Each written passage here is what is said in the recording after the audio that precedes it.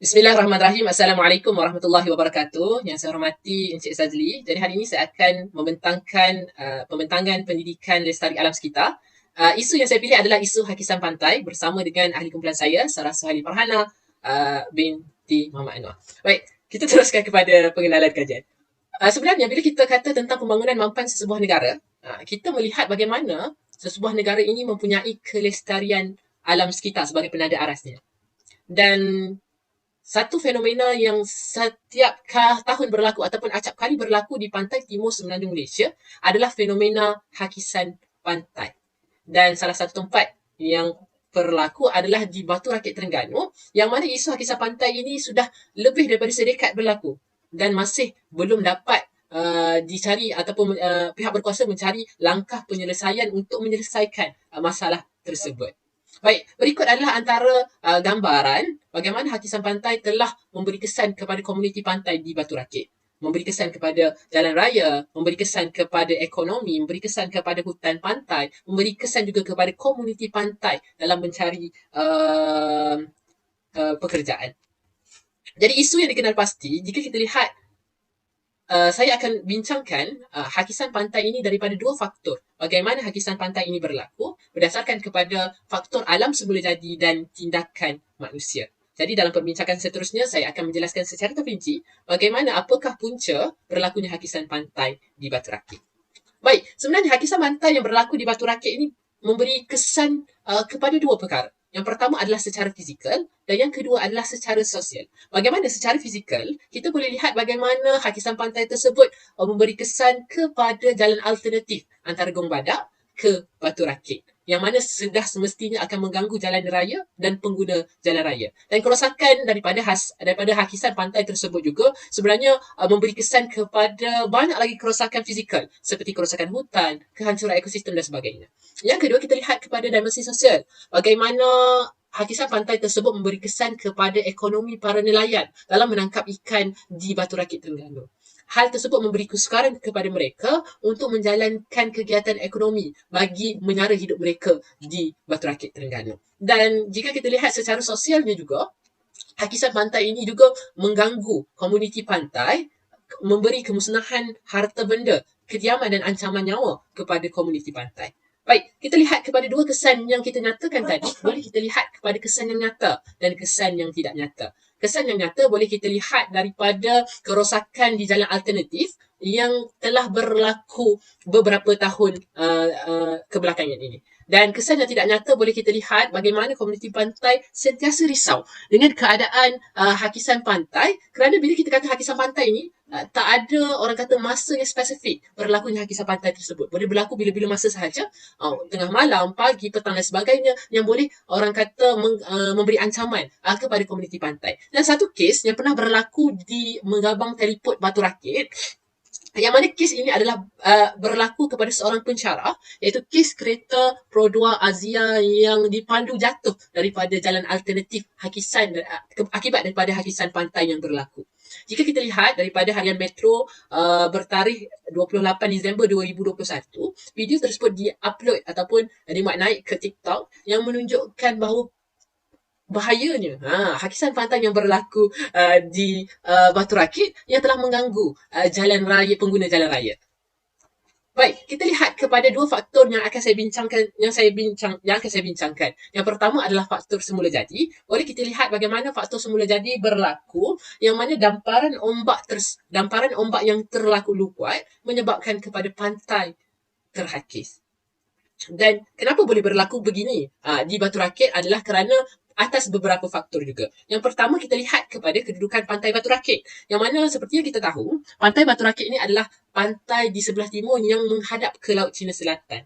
Walau bagaimanapun, pantai Batu Rakit ini berbeza berbanding pantai-pantai yang lain. Kenapa? Kerana pantai Batu Rakit ini tidak dilindungi oleh kepulauan-kepulauan kecil, tidak seperti pantai-pantai lain. Sebagai contoh, saya ambil pantai Penari, yang mana pantai Penari ini terselamat daripada hakisan pantai kerana terlindung daripada pulau dengan Pulau Redang. Dan hal ini dapat orang kata membantu pantai penarik tersebut daripada dipukul ombak yang terlalu kuat. Berbeza pula dengan pantai Batu Rakit. Jika kita lihat daripada Suzana 2021, menjelaskan bahawa pantai Batu Rakit tidak dilindungi daripada ombak besar kerana tiada kepulauan yang menghalangnya, seterusnya menyebabkan hakisan pantai berlaku lebih cepat. Dan yang kedua, kita lihat juga bagaimana pantai di sebelah timur ini setiap tahun berlakunya fenomena monsun timur laut. Dan bila berlakunya fenomena monsun timur laut, hal ini telah mempercepatkan lagi hakisan pantai yang berlaku. Baik, kita lihat seterusnya. Bagaimana pula faktor pembangunan memberi kesan kepada hakisan pantai di Batu Rakit? Kita boleh lihat bagaimana pembangunan yang tidak dirancang dengan baik telah mempengaruhi geografi pantai di Batu Rakit. Kita lihat dalam satu laporan daripada Harian Metro bertarikh 5 Januari 2022 yang melaporkan bahawa RM30,000 kerugian kepada pengusaha chalet akibat daripada hakisan pantai yang berlaku. Kita boleh lihat gambar dan video yang ditunjukkan. Ini berlaku kerana yang pertama adalah kepada pembangunan yang tidak mampan ataupun pembangunan yang tidak cekap. Bagaimana pembangunan chalet ini terlalu hampir dengan pantai yang menyebabkan apabila berlakunya hakisan pantai, pengusaha chalet itu chalet mengalami kerugian yang besar lah berdasarkan kepada keadaan situasi tersebut. Kita boleh lihat bagaimana kedudukan chalet daripada gambar tersebut begitu hampir sekali dengan pantai. Yang seterusnya, pembangunan-pembangunan lain di sekitarnya. Contohnya adalah pembangunan di lapangan terbang Sultan Mahmud di Teluk Ketapang, Terengganu. Mungkin kita rasa Teluk Ketapang, Terengganu dan Batu Rakit ni jauh. Namun sebenarnya bila berlaku pembangunan di pantai yang berdekatan, hal tersebut akan mempengaruhi pantai-pantai yang berdekatan juga. Jadi daripada Jabatan Alam Sekitar 2019, usaha menambah panjang landasan lapangan terbang tersebut telah memberi impak negatif kepada geografi pantai di sekitarnya, termasuklah pantai Batu Rakit. Boleh kita lihat daripada gambaran ini adalah gambaran bagaimana kesan hakisan pantai yang berlaku di Batu Rakit, kesan daripada pembangunan lapangan terbang di Teluk Ketapang. Ini adalah laporan daripada Jabatan Alam Sekitar pada tahun 2019. Setelah melihat punca-punca kejadian yang menyebabkan hakisan pantai ini berlaku, terdapat beberapa cadangan penyelesaian yang telah diberikan. Antaranya ialah dengan membina lapis lindung batu. Menurut Suzana 2021, pembinaan lapis lindung batu adalah bertujuan untuk mengawal hakisan pantai daripada damparan ombak besar. Lapisan lindung batu ini juga adalah kaedah sementara bagi jangka masa pendek sahaja kerana keadaan ombak yang terlalu kuat pada musim tengkujuh akan menyebabkan hakisan lebih teruk berlaku di kawasan pantai tersebut.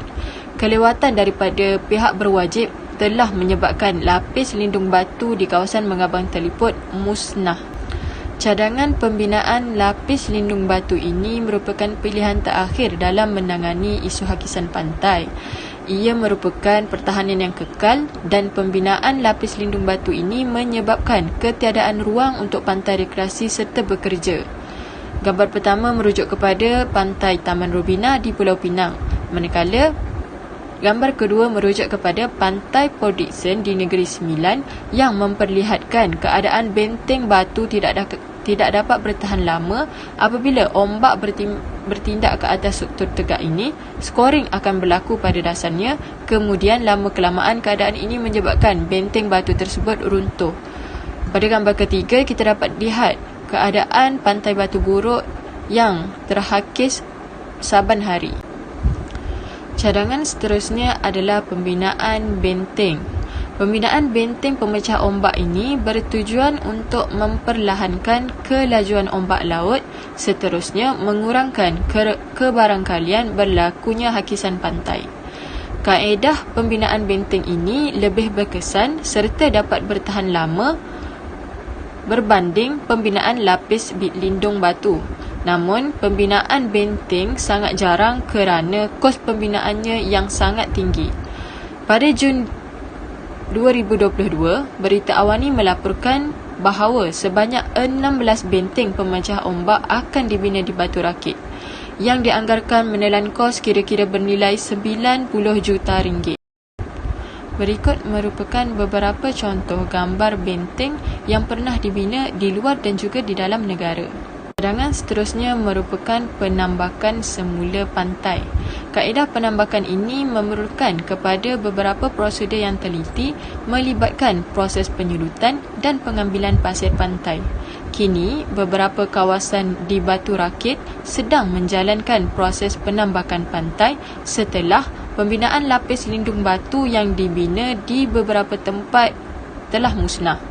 Berita edisi 9 2021 telah melaporkan bahawa projek tambak laut di Kuala Nerus telah pun diluluskan oleh Majlis Mesyuarat Kerajaan Negeri Terengganu dan pembinaan ini seterusnya membangunkan kawasan tersebut agar lebih mampan.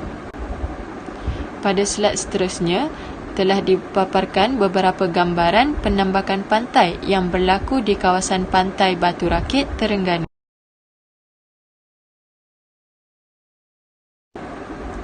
Sebagai mengakhiri pembentangan kami pada hari ini, kami merumuskan bahawa isu hakisan pantai adalah sebuah isu kritikal yang perlu ditangani oleh pihak berwajib dalam tempoh yang segera bagi memastikan kelestarian alam sekitar terpelihara. Sebagai seorang siswa guru, kita perlu lebih cakna terhadap isu kelestarian alam dan membantu pihak yang berwajib dengan keupayaan kita semampunya. Sekian. Assalamualaikum warahmatullahi wabarakatuh.